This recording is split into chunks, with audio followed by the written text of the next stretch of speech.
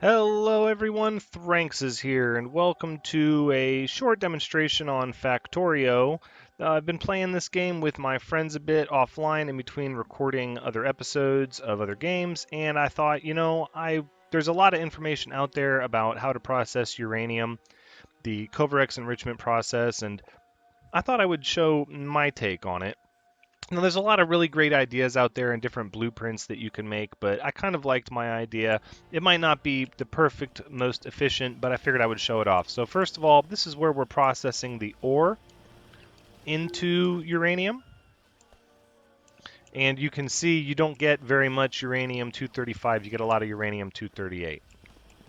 Now, we're pretty much processing this entire pile here at max capacity. Not every drill is firing, but most of them are. And I don't think we could add a second line, but it would process the ore too quickly, so then we'd have to speed up the drills, and then you got to worry about sulfuric acid production and all of that, which is down there. But anyways, I wanted to show off. This is the refining center here.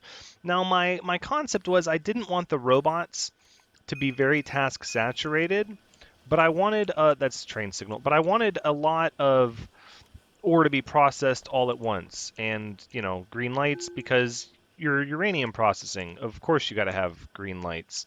So let's talk a little bit about how we do this. So the centrifuge needs 41 uranium-235 and 5 uranium-238, and it gives you 41 and 2.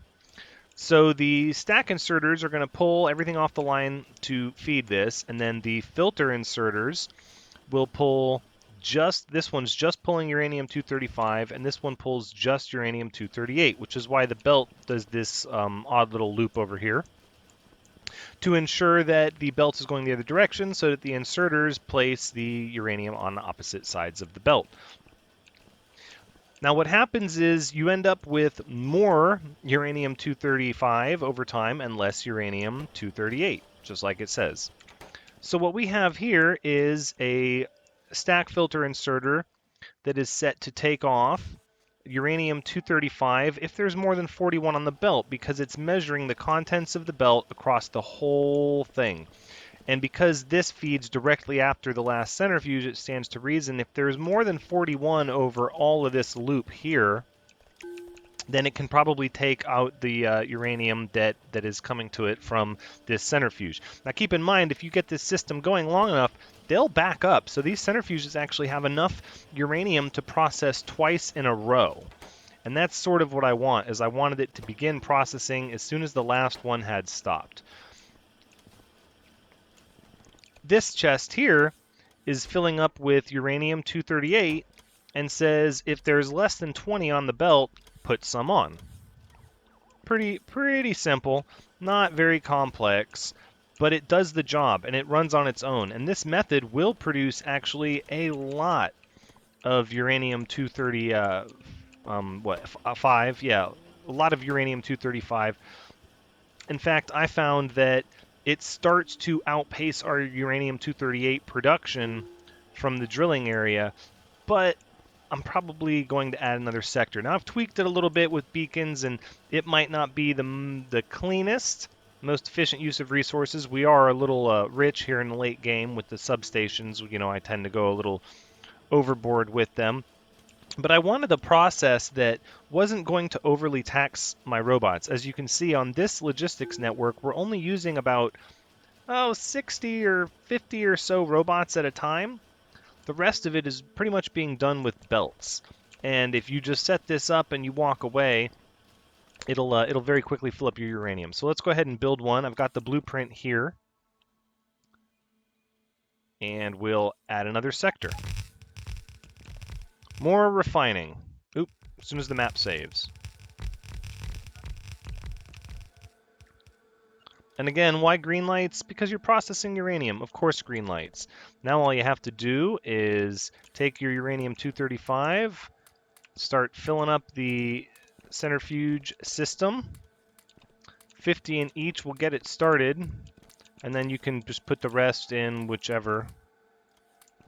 Well, apparently I had way more than I needed on me. And then what happens is the robots detect that this chest needs 100 uranium-238, and so they start feeding it to it, and then it starts putting it on the belt. And as it puts it on the belt, these kick off. There you go.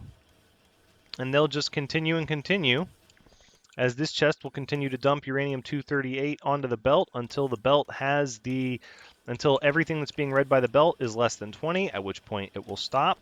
And this will only take the uranium off the belt if there is more than enough for the centrifuges to continue their process.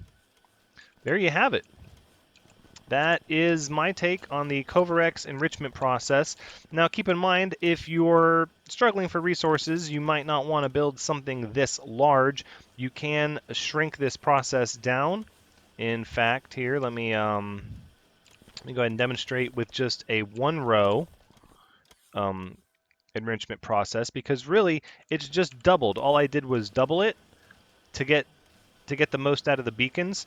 So I will include a link to the string for both blueprints in the description down below in case you want to give it a shot and tweak it or whatever. I'm sure it could be optimized a little bit more, but for our purposes, as you can see, this provides more than enough uranium-235, and it just grows so fast while you're out doing other things.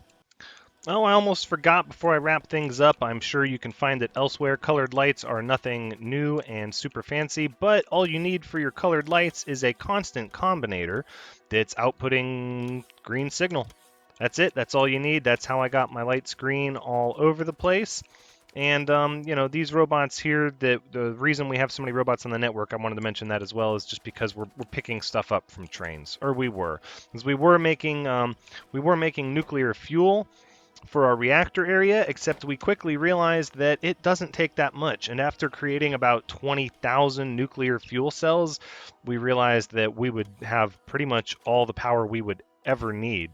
Yeah, we don't even need the steam turbines most of the time. As you can see, we've got quite a bit of power. So we stopped producing nuclear fuel rods. We were producing them at a crazy rate. So now we just process the waste that comes in to get us more uranium-238. All right, that is the end of my short demonstration. I hope you liked it. I hope that you're able to use the design and or make it better. I'm definitely able to see there's areas that it could be improved.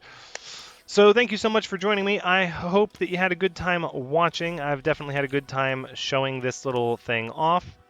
So until my next video, take care.